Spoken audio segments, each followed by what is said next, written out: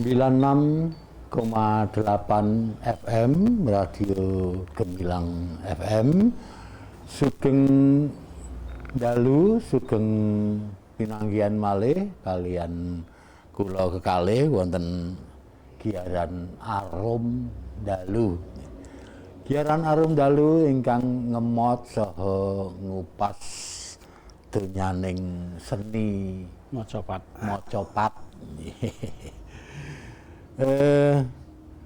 Sagung para pamidhanget dene wonten giaran menika panjenengan saged nyawiji utawi gabung ngaten lumantar nyerat utawi nulis wonten WA.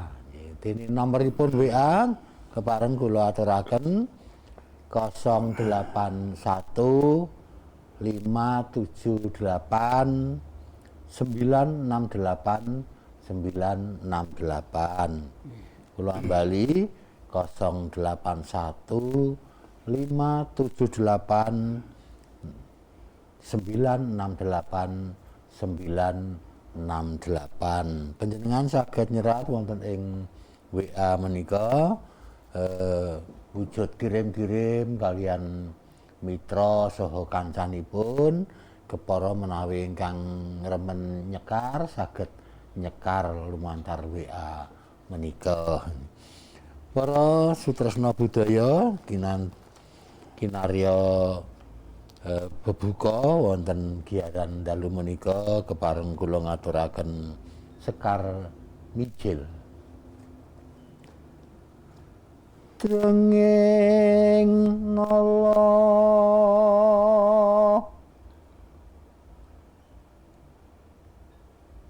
nyuwun ring wang witi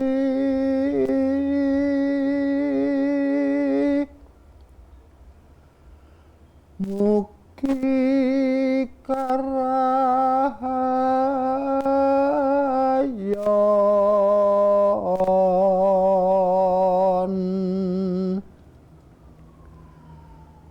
amreka sembatan ing sedyane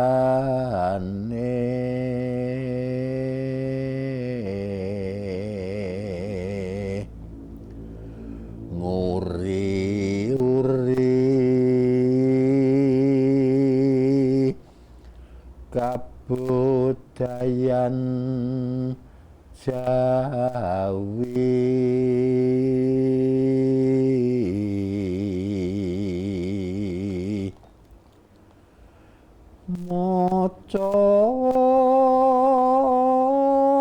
macapatan nenggih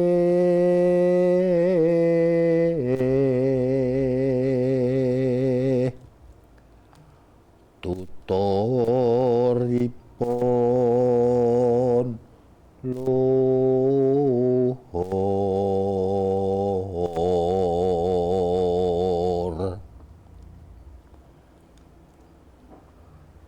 monggo samya agung ing pamuji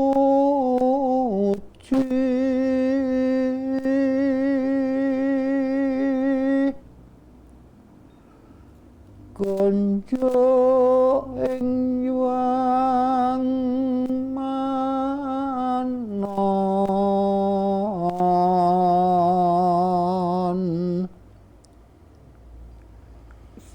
den reksa king jem setan godane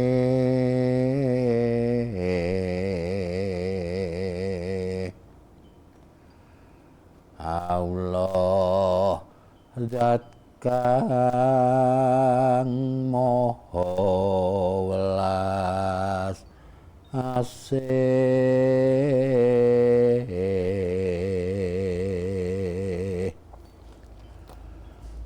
maca sopat puniki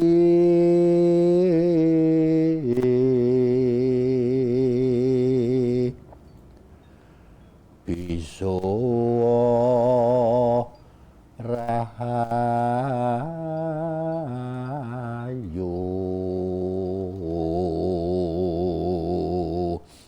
Sonten menika kula sowan inggih kinanten saha tinenggan dening kadang kula werda ugi paran para tumrap kula pribadi saha tumrap para sutresna macapat inggih Kang Mas Haji Sugiono. Sugeng santen utawi sugeng dalu Mas Taksi. Inggih pangestunipun sugeng dalu.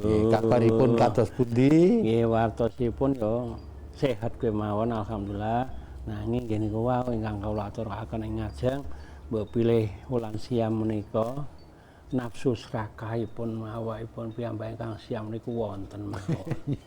Liripun ngaten nggih nek wis asar tekan jam 5 niku wis kaya-kaya ki apa-apa ki arep di rahapi lho. Endi sing kolak, endi sing wedang putih, endi sing teh.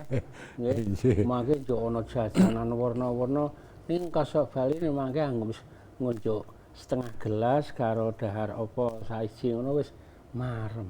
Lah niku nafsu serakah ning kanggo pribadi babagan kon mangan buka puasa ngoten nggih.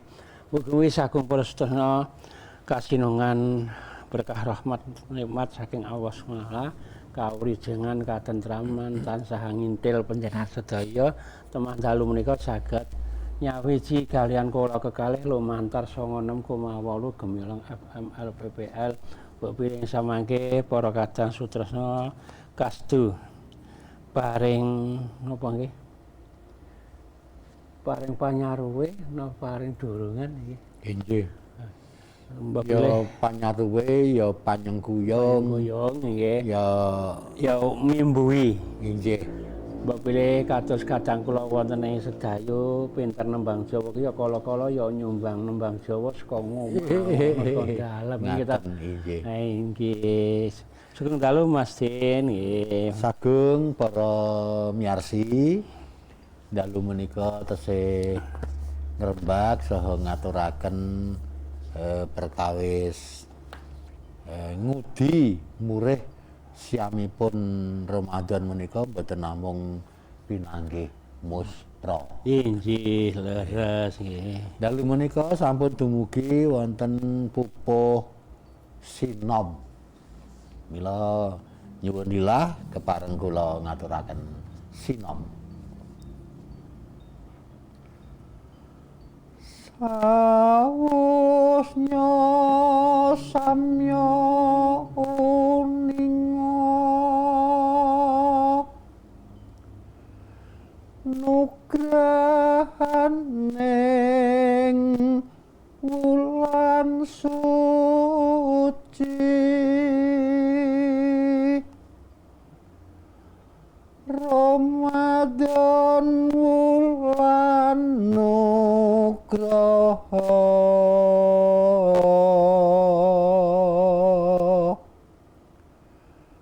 barokahe tanpa tanding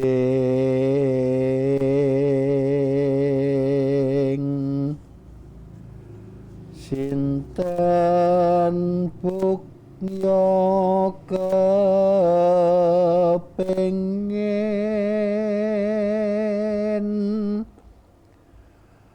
nampi nugraha puniku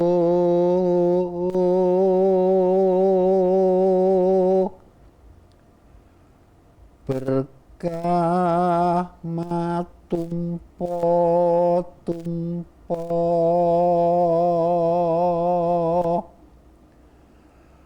kamirahaning ilahi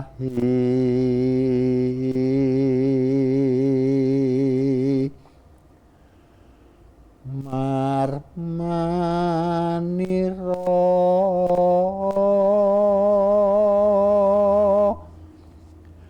inguti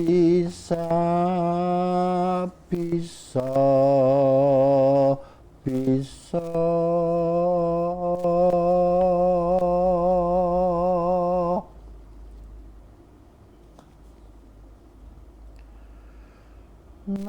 nadyan awrat sesanggemnya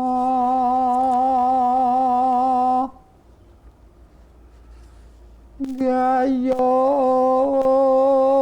nugrahaning Rabbi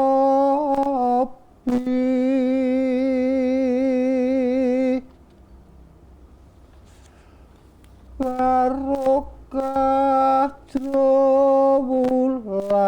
wulan siam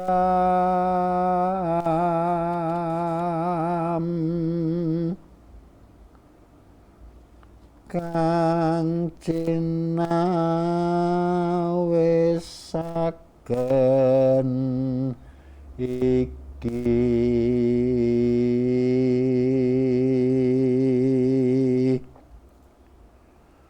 marmo pro muslim sami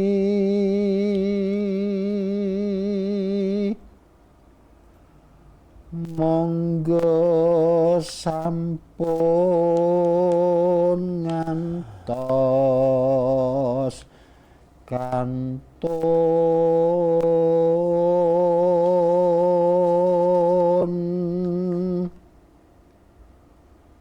lair patos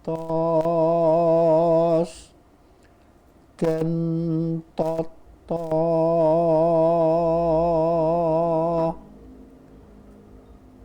samekta ing samukawis kangge mapak pratanipun wulan siam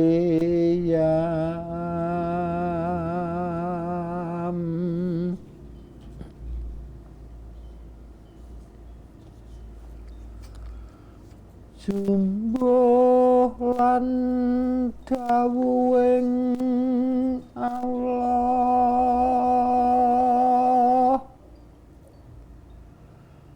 amung wong iman kang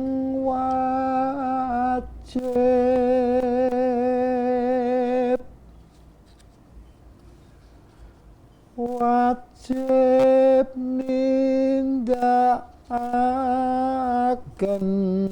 siam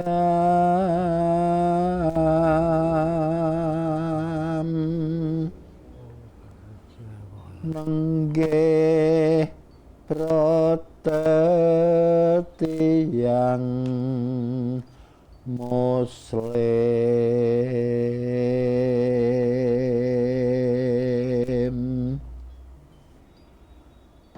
marmo kang luwih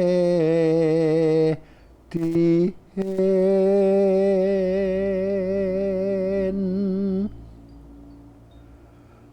titinan dhisik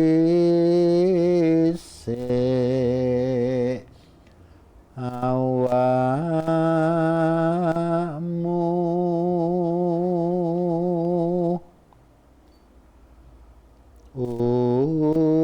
upami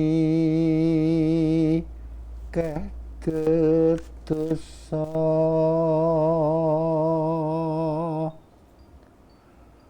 enggal mertobat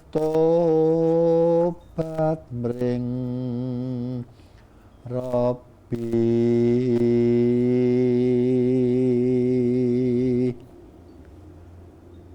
mring sasama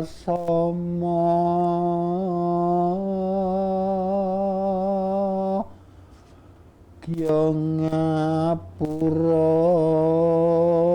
ing ngapuran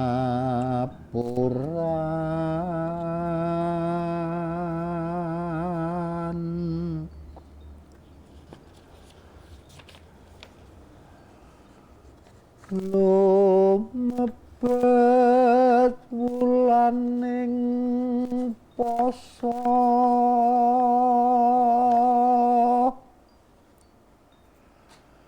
Yolirwa amalan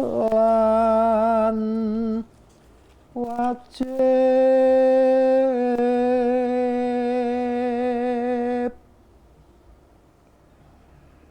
ngetahaken ngamal sunnah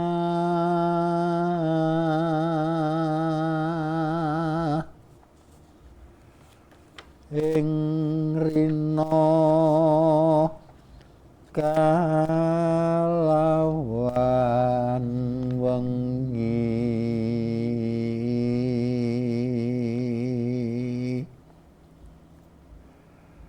kanthi iklasing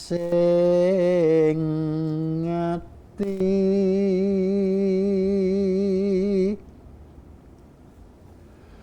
genira nyibadah iku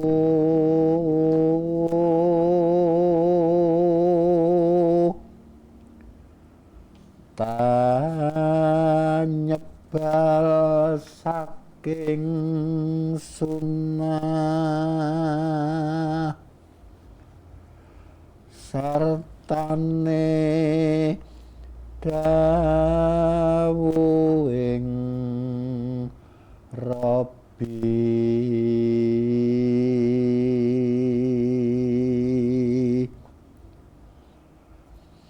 mresa mangke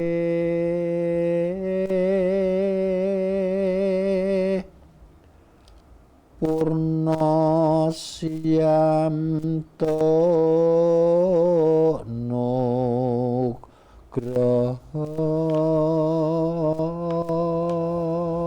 inggih panggrangin estu menika sekalipun sinamih menika larasipun pelok pathet barang. Wah inggih keleresan nggih menika wonten ing wulan menika estu dipun hantu-hantu kalian para umat muslim saigenging bawana. Karana menapa wonten ing wulan menika dipun tatar tigang perangan nggih Raka Mas Sigit. Nggih. Wulan poso menika. Nggih ingkang kepara wonten sekawan ingkang sepisan menika kebak ing barokah. Sedasa dinten ingkang Tegesipun sedosonan ari ingkang sepisanan nggih. nggih menika kebak barokah. Nah, ngoten peranganipun 3 menika sedasa ari sepisan. Nggih. Menika tanggal 1 tekan Tanggal 10 nggih. nggih. Lajeng sedasa ari kaping kalih tanggal 11 tekan kalih dosa. kalih dosa. Wah, iki Menika besok 20 ya. Dinten mahfirah utawi kebak ing pangapura. Lajeng ingkang kaping 3 ingkang kaping 3 menika tanggal ingkang kaping 21 dumugi 29 utawi 3 dosa. menika Syahrul Rahmah kebak ing rahmah. Karena wonten ing sedasa dinten menika wonten ingkang dipun kandhani Lailatul Qadar nggih. Ingkang kaping 3 menika. Inggih. Ingkang rahmah menika nggih. Nggih, pramila wonten ing dinten-dinten menika kur-kuran yen cara wong mbah kula riyen ngendika iki tanggal 21 aku arep ning masjid. Harta apa arep napa iktikaf. Nek dinten menika sampun 19 nggih. Napa saniki Nggih. pirangan nggih. Sesuk 20, sesuke 21 nggih. Kaya wis meh arep bodho ya. Nggih aneng ngaten sagung para sedaya budaya. Leres menika wulan siam menika kebak ing kabegjan, kebak ing kamulyan, kebak ing berkah rahmat pangapura nggih. Aning menawi dipun taliti ingkang saestu menika kok ya angel dalane. Inggih. Tegesipun kok angel. Nggih. Angel dalane niku istilah siam kula aturaken wonten dinten menika siam menika nyegah. Nyegah nggih. Nggih, awake dhewe niku leka nyegah kok ya akeh banget. Nggih. Nyegah kok akeh banget. Kapara nggih. Nek nyegah iki kok ya ning nek diraoske niku nek dilampahi kanthi ikhlas ing manah. Kanthi legawa menika ya ora abot. Inggih. Mboten abot ager awake dhewe pun dipun perang nggih upami nggih. Sakbadanipun sahur lajeng salat subuh wonten ing masjid berjamaah. Biasanipun wonten ing masjid utawi musala sampun dipun kanteni kalian imamipun nika mesti bar salat subuh iki sok ana kultumipun. Ngaten nggih.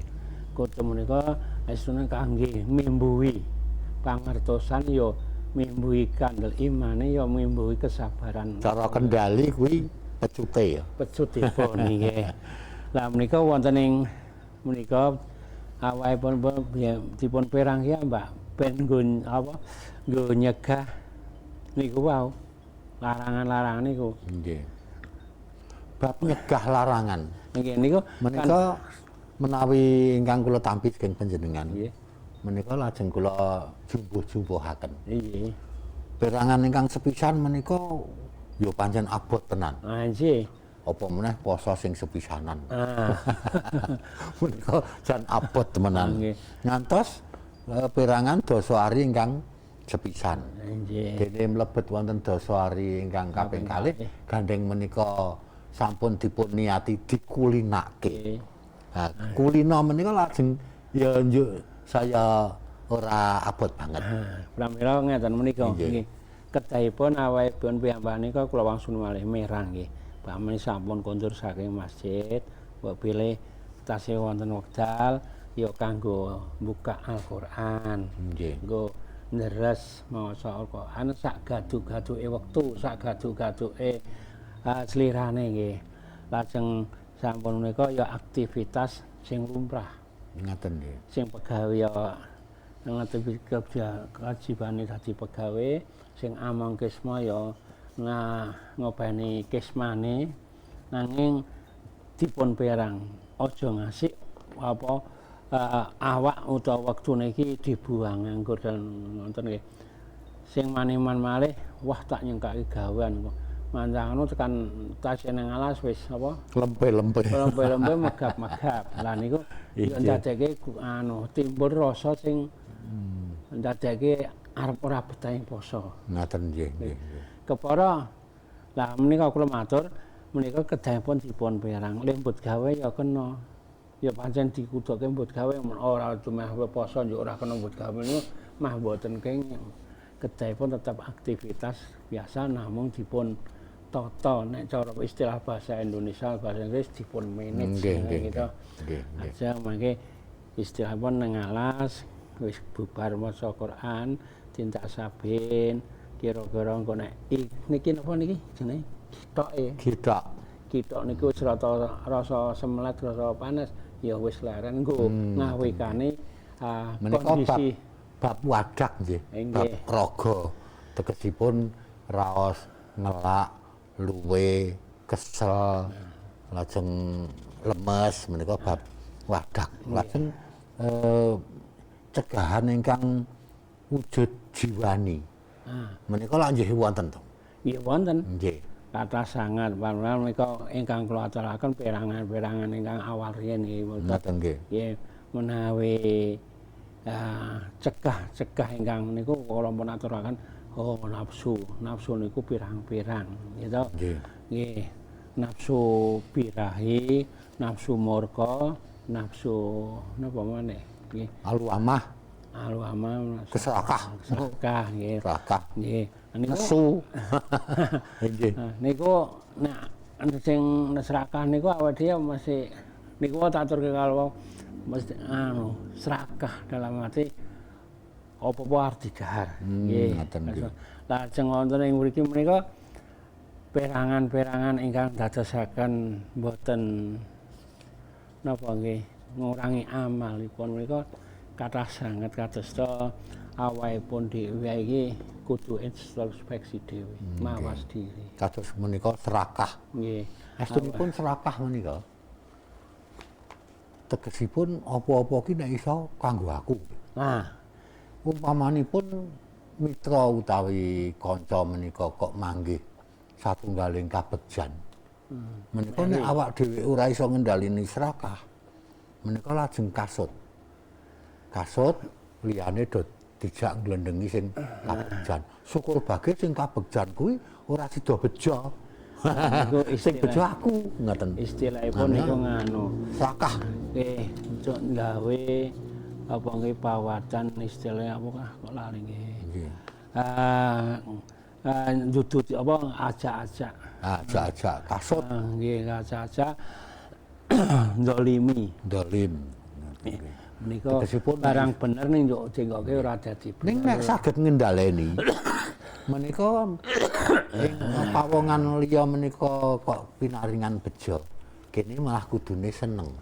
Nggih. Nggih seneng ing atasipun mitrane utawi pawongan sanes kuwi ngraosaken seneng. Syukur bae senenge kuwi iso mremen-mremen dadi senenge awake dhewe kabeh ngaten menika. Menawi serakah lak wah nek iso kaya aja oleh seneng. Tapi aku kabeh. Ha nggih nek iso sing seneng ki aku. Lajeng ngaten nika.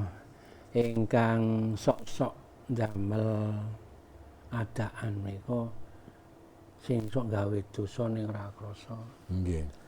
niku glendeng. Glendeng nggih. Nggih.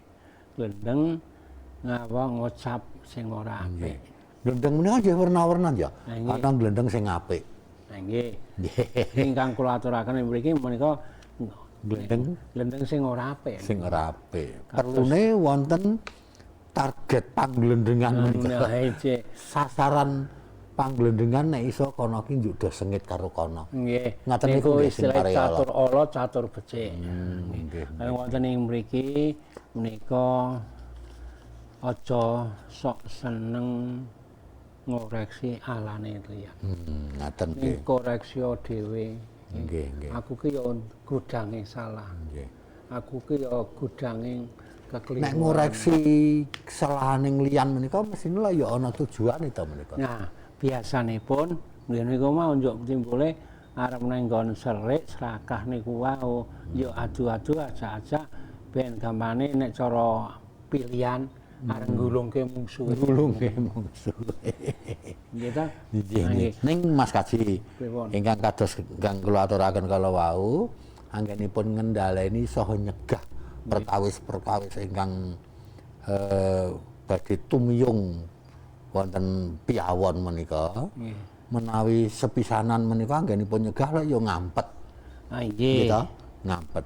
Ning umpamane dipun kulinake nyegah ingkang ala menika suwe-suwe ya enteng kok.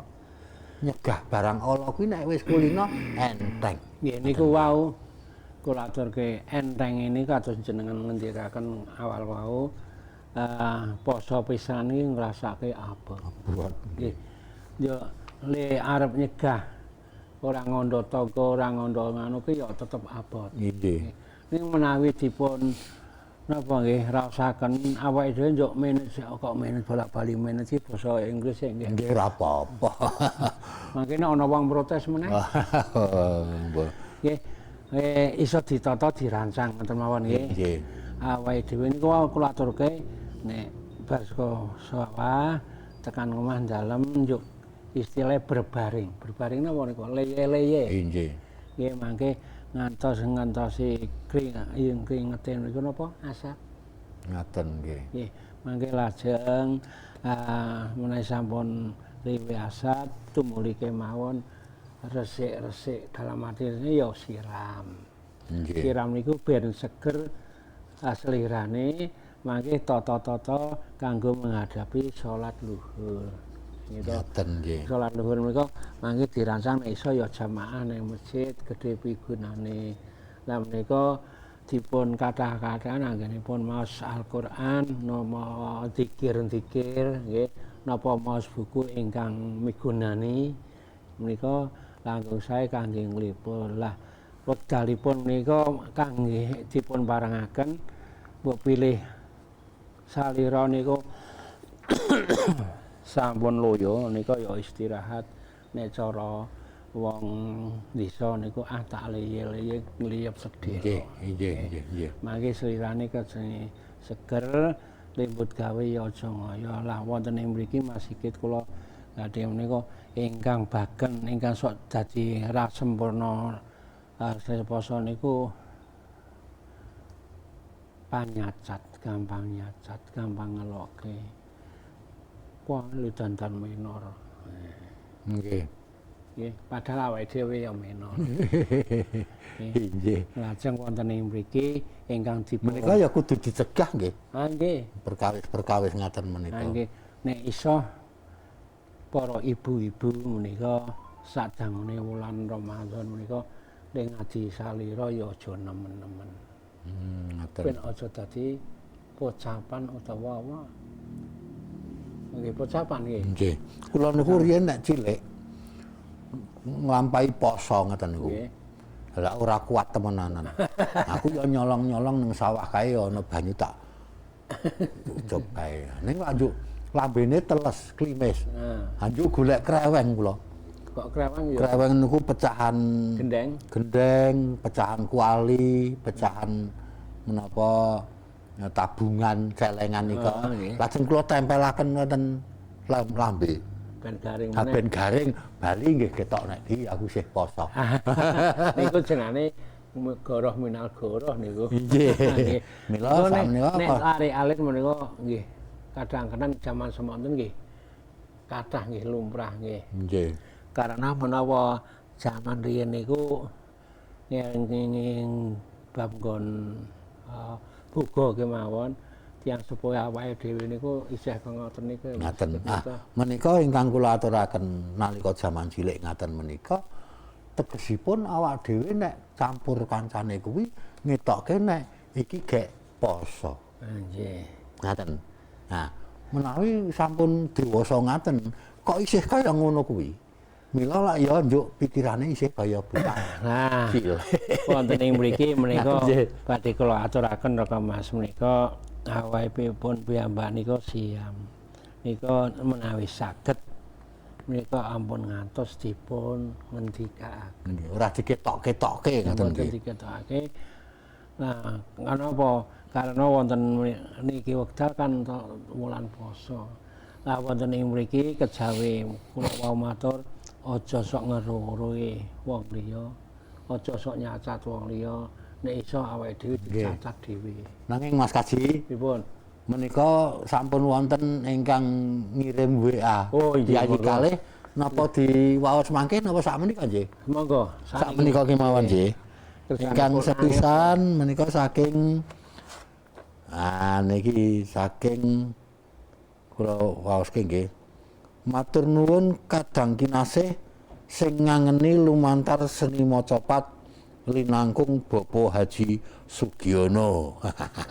ben ora karo kono lor kono kuwi. Nggih, menika saking Mas Fahrudin. Gitu. Wonten Sedayu. Kesuwun dipun. Matur nuwun Mas Matur Din. nuwun. Terus wonten bacute niki. Nggih. Minangka pangarsa macapat Badranaya sampun kersa ngilingke ajak-ajak saha ndongaaken kesaenan estu kula amini. Ngoten nuwun Mas Den. Dados donga ingkang ijabah katurutan sedya panununipun saking kula Fahrudin. Wah, nggih. Amin matur nuwun Mas Din. Matur nuwun Mas Fahrudin. Dan Mas Fahrudin ki nek wis kersa nulis WA, Nggih. teng ati niku iso pating terjep. Nggih. Kenapa tombo? Saha nuwuhaken daya kakiyatan tumrap kula kekalih anggenipun nembe ngeksanani ibadah wajib nggih. ngoten menika. Lajeng setunggal malih dipun waos sisan nggih. Nggih. Nah niki niki ya ajeg iki. Saking Pak Darsum. Nggih, sugeng dalu Pak Darsum. Andram niki. Nah, kula waosaken nggih. Napa Mbah Kaji ingkang maos? Monggo panjenengan mawon. Sugeng dalu para paraga kru Gemilang FM sedaya. Nggih. Sedaya ki ya Mas Kaji, ya kula, ya Mas Diki Diki. minangka. Ora ana Mas Diki ya awake dhewe suarane ra iso tekan mriko-mriko. Sehat saking Pak Darsum. Kula badhe kintun-kintun kagem Pak Surajiman, Nggih. Pak Wahyu, Pak Yami, Mbah Yadi wonten ing Candi Mulya. Nggih, kula lajengaken nggih. Sugeng mirangaken arum dalu lan sugeng wungon kagem malih niki kagem Pak Taryono, Pak Parijo, Pak Agus wonten pos Kamling Bonjitan. Wih. Sugeng dalu sugeng wungon. Menika wonten pos Kamling Bonjitan pancen sampun dipun candhali radio menika. Oh, ngaten Nggih. nggih. Dados kalian Kamling menika kalian ya karo nyawiji wonten Gemilang FM menika. Sugeng dalu kagem Pak Parno, Pak Panjang. Sugeng ngaso wonten Klentengan. Kagem Pak Maryudi, Pak Tarmuji wonten Sekaran. Sugeng dalu sugeng ngaso. Kagem Pak Tono wonten Klentengan. Sugeng dalu sugeng ngaso. Matur nuwun. Nggih, matur nuwun sanget nggih. Supir andong. Tesih wonten malih nanging menika sampun wayahipun pariwara utawi iklan ingkang badhe sowan. Mboten sah dipindah-pindah channel nggih. Monggo pariwara.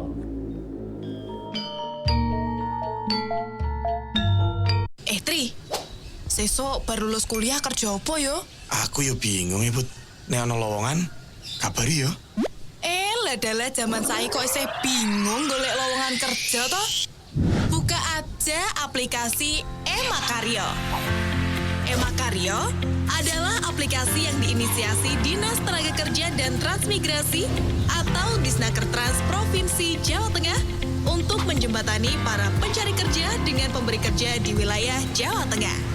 Cara aksesnya gampang. Tinggal ketik www.bursakerja.jatengprof.go.id, buat akun, pilih jenis pendidikan, dan tada! Informasi lowongan pekerjaan di seluruh wilayah Jawa Tengah sudah bisa kamu akses. Wah, ternyata gampang ya, Bud. Oh, Tri, aku udah ditambah semangat makaryo nek ngene carane. Iklan layanan masyarakat ini dipersembahkan oleh pemerintah Provinsi Jawa Tengah.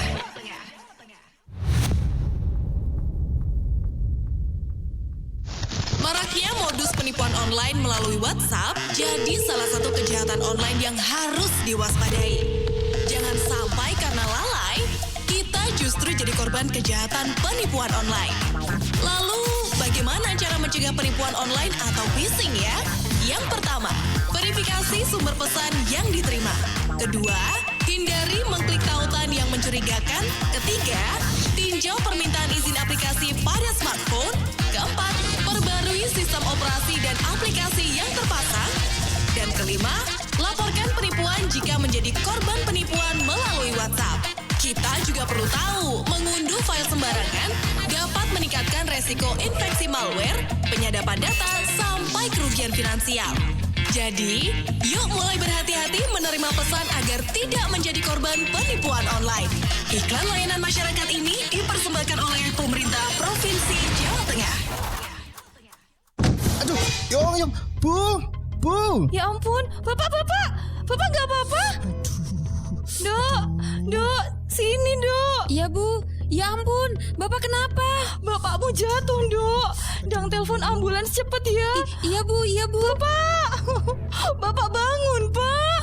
Kok lama banget Dok, dang telepon ambulans cepetan. ambulan. Sabar Bu, saya search Google nomor telepon ambulans deket-deket sini dulu ya. Yalah, lemot banget toh kamu, Dok. Iki darurat. Ngapain nyari Google? Langsung telepon call center 112 aja. Oh, iya Bu.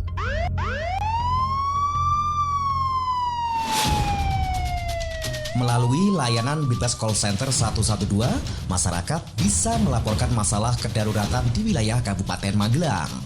Kejadian darurat yang dimaksud meliputi bencana, kebakaran, kejahatan, kecelakaan, KDRT, gangguan hewan, hingga kerusuhan.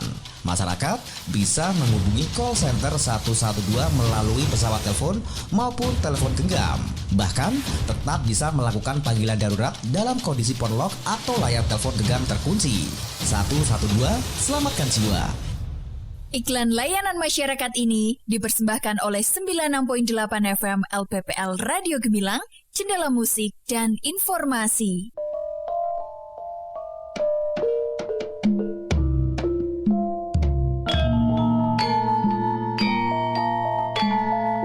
Gemilang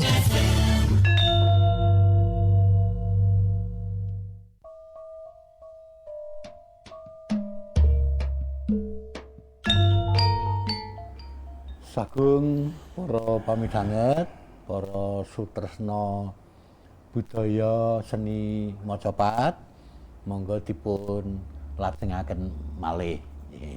Kala wau sampun pikantuk sekawan pada nggih, nanging menika kados adat saben Kang Mas Kaji Sugiono badhe nyenggol-nyenggol. Walah, monggo Mas Kaji. Nggih matur nuwun sanget niki sithik mawon wektune wis sithik.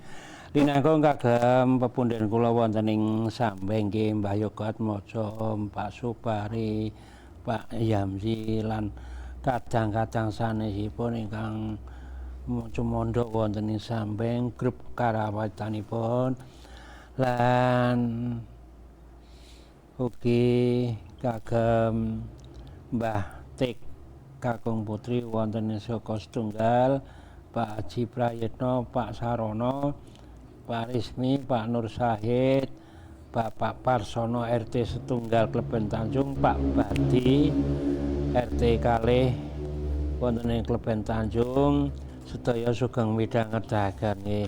Mugi-mugi siampan jenengan sedaya ing samangke pikantuk titel ingkang ketiga-tiganipun ya oleh pangapura, ya oleh nugraha, ya oleh rahmat. Nggih. Monggo niku mawon. Nggih. Saking kula ngaturaken sugeng dalu katur pepundhen ingkang lenggah wonten ing Sambir Rembe Pakem, Bapak Antonius Budiarjo. Inggih. Ngaturi sugeng dalu, Pak. Ugi Bapak Toyo wonten Merian luar, Bapak Karjan wonten ing Cabean Srumbung ngaturi sugeng dalu, sugeng midhangetaken. Lajeng Bapak Muhadi iki lor iki sak kidul pasar Gotong Royong menika ingkang nek ora disebut kok sok sok genahke menika lali po ngaten. Lajeng Bapak Haji Subianto wonten ing Madya Candra Secang sugeng dalu Pak Kaji. Lajeng ngidul-ngidul menika Pak Gino wonten ing Klodran, ugi Pak Rehadi, Pak Usup, Pak Sugeng saha Mas Bambang, ugi Pak Lasio menika sedaya wonten ing Klodran, tambah Pak Jumeno saha Pak Mujiarto. Kados pundi kabaripun Pak Mujiarto? Sampun entreng sasake wis bisa tindak-tindak meneh iki. Nggih kala-kala kula tak nyenggol niku takmir Masjid Agung. Nggih.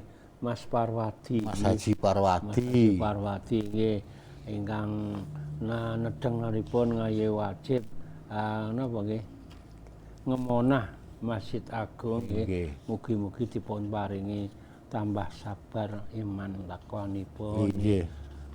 Tambah semangat. Tambah semangat. Iki nek ngijol kredit oleh ora? Kathah. Wah, nggih. Kathah. Nggih.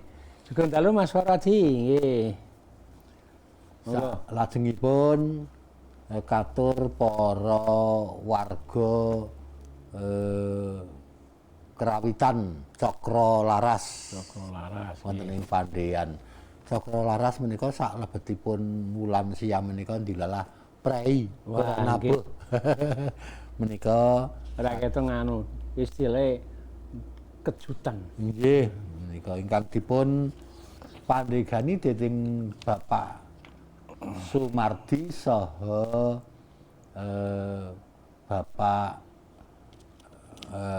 Mas Aji juraganipun kafe kopi Candi Pawon. Ngaten. Ugi ngaturaken sugeng dalu katur Mas No Gareng. Nggih. Mas No Gareng wonten ing Tinggal Kulon saha Pak Yanto saha Mas Bendot. Ya, keluarga Ki Galang Suwargi Jaya Kandar menika. Nggih, Pak D Bendot nggih. Nggih, Pak D Bendot. Kalian Pak D Yanto. Pak Yanto nggih. Nggih. Sugeng dalu. Menika rumiyin nggih. Nggih. Kepareng kula terasaken padha ingkang urut Gangsal. gangsal. Iki setunggal pojok kemawon. Nggih. Mangke ra nyandak wektune. Amalan wengi kapisan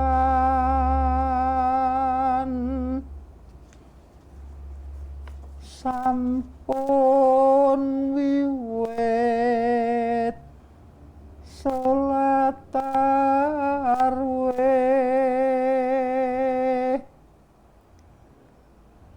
miwah tadarus Al-Qur'an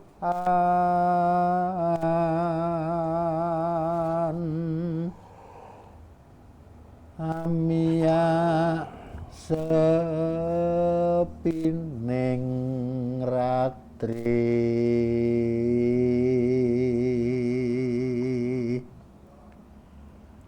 ing para enjing sami wungu nindakaken sahur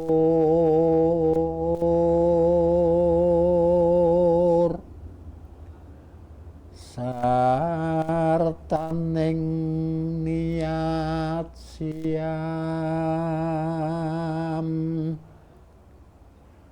benjing subuh tekeng maghrib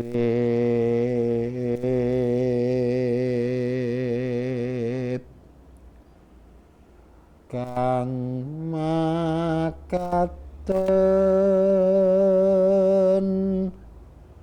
lumampah satunggal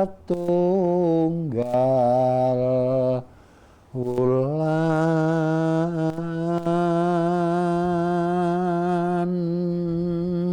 Nah, monggo Mas Kasih niki jarwake. Niki ngaten nggih saking para sedaya budaya sedaya kala wau niat panjenengan lan kula menika ingkang sampun dipun niati kanthi ikhlas kanthi pawacan napa nggih innamal a'malu binniyat nggih. Apa kok innamal a'malu binniyat? Sak temene kabeh-kabeh niate mau kan tergantung gumantung marang adine dhewe. Nggih. Manahipun awake piyambak nek duwe niat arep poso, ya niat poso sing tenanan. Ben oleh ganjaran sing tenanan, aja niat krana nggih. Wis niat krana. Krana pacare. Aku nek ra poso isin karo pacare. Nggih. Mergo wong liya. Mergo wong liya nggih. Lah wonten ing mriki murih awakipun piyambak niku napa nggih sampurna le poso kados ingkang dipun ngendikaken dening Hyang Sudi almarhum menika wonten ing mriki kula sampun wau miwiti aja sok seneng nyacat ala ning liya. Ngoten. Nggih ning cacaten awake dhewe dhisik. Lajeng awake dhewe aja kogan panyaruwe. Piripun ngaten poso-poso warung buka menika ampun ngantos. Nggih, teko nengge wae wong kono wis niate dhewe-dhewe. Awake dhewe poso niate poso. Malah menika dados godha nggih. Awak dhewe iso apa ora anggenipun ngadepi godha menika nggih. Nggih. Lajeng wonten ing mriki aja ngaruri wong ora poso. Ngaten. Nggih, niku ora mboten prayogi apa meneh poso-poso nglecih ampun ngantos dhisik. Nek perlu awake dhewe rasah ngingetke, rasah ndelok, rasah mrisah. Nggih. Ben awake dhewe ngurangi napa niku wau? Kandha sing ala. Nggih. Nggo ngurangi kandha sing ala, luwih becik apa-apa kuwi teka meneng nggih. Apa-apa. Lah timbangane nggo ngondo-ngondo nek kaya wau kula aturke nggih, bar badhe salat luhur mbok pilih kepareng ya ora kepareng ya niate ya tak leyeh-leyeh nglipur manah nglarenke ati, nglarenke tenaga nggo sare ra apa-apa. Mengko ning bawadane krungu azan asar ya ndang wungu nggih to ya jamaah salat asar. Kegiatan sing rutin enteng ning ora anu ya mangke nek wis badhe asar ya nek klodang nili pagaweane ora apa-apa orane mbantu-mbantu teng dapur. Ora ana alane Mas Sigit. Kejawi menika anggenipun nglaksanani poso menika poso ingkang murakabi tumrapian. Contenipun Yang murakabi Mas Kajigiono kae biasane sok galak karo aku anggar ketemu wedi ning bareng poso kok malah kok ya apik karo aku. Ora tau ngene ngoten. Nggih, istilah yo niku wae karena mau niat awake dhewe wonten jero manah aku arep poso, aku tak arep golek barokah, arep golek ganjaran sak akeh ana wing wulan poso iki kabeh larangan-larangan sing dadake ora nggih ora jumbuh le poso niki wau ben ramos pun niku arep tak cegah nek iso. Aku arep ngokeh-okehi le patakur nggih le mohon diri istilahnya ndonga nyuwun karo pangeran. Sadurunge poso kala mangsa awak dhewe sok nglarani ngati. Nggih. Utawi nglarani rasane ngasanes. Nah sakmenika malah dipun walik nek iso dadi mbungahke ngati. Nggih, lan menika ngayemi nggih rasaning liyan. nggih Gawe tentrem, gawe bungah lan gawe daya kegiatan. Ngaten nggih. Menika sawane saking menika Mas Sigit wonten nggih, mbok pilih wonten panyono ingkang kirang nuwun sewu nggih upami Mas Sigit wah Bu nyonya Dik napa Bu kalih garwane jenengan nimbali. Ki ngene mbok wedok. Mbok wedok nggih. Nggih. Oh, ambok sisan biangmu. Oh ya ibune bawa ngono gitu. Iki aku ndek rencana napa Pak besok nek wis poso ra hitung seminggu pisan paling ora ya sasi pisan aku duwe niat arep ngajak tangga-tangga rene tak kumpulke tak jak madang bareng. Nggih. Istilahnya bubar nek sorai nggih buka bersama ning omahe dhewe.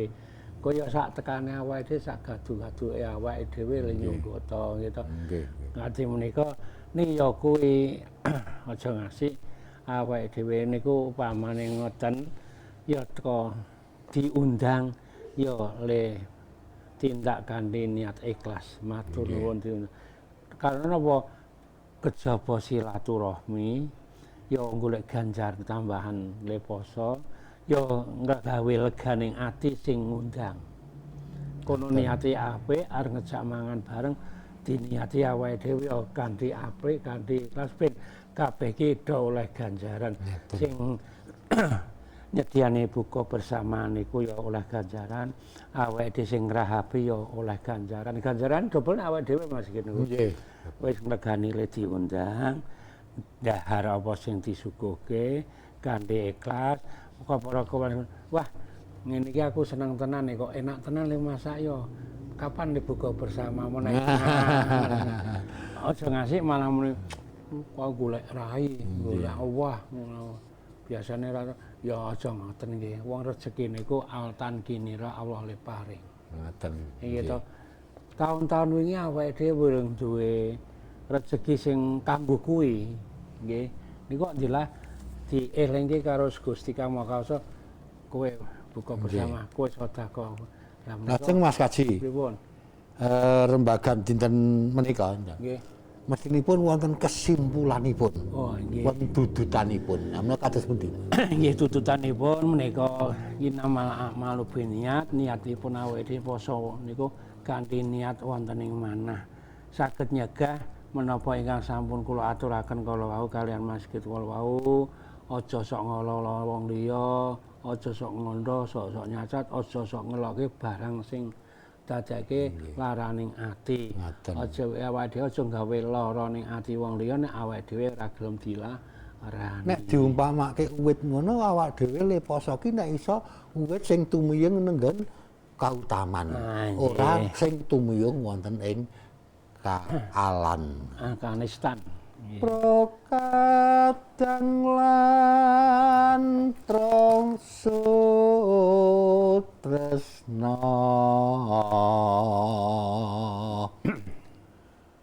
winatesing wekdal maca panenggih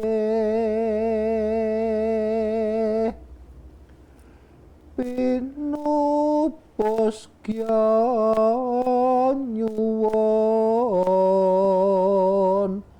mungkur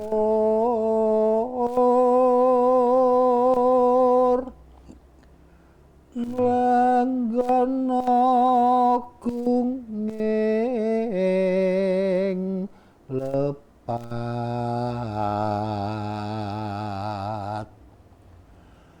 wicara sastra basa lan unggah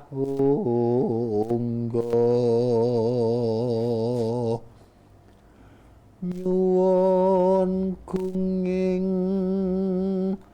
pangaksama anto wilasaning Gusti. Cekap semanten giaran arum dalu karana kabekta winatesing wekdal kula paraga tetiga saking studio badhe nyuwun pamit mugi saged pinanggih malih wonten ing giaran candhaipun kanthi sesanti mugi budaya Jawa tansah antuk kasembadan dene macapat mugi tansah lono lan ngrembaka. Nuwun. Wassalamualaikum warahmatullahi wabarakatuh.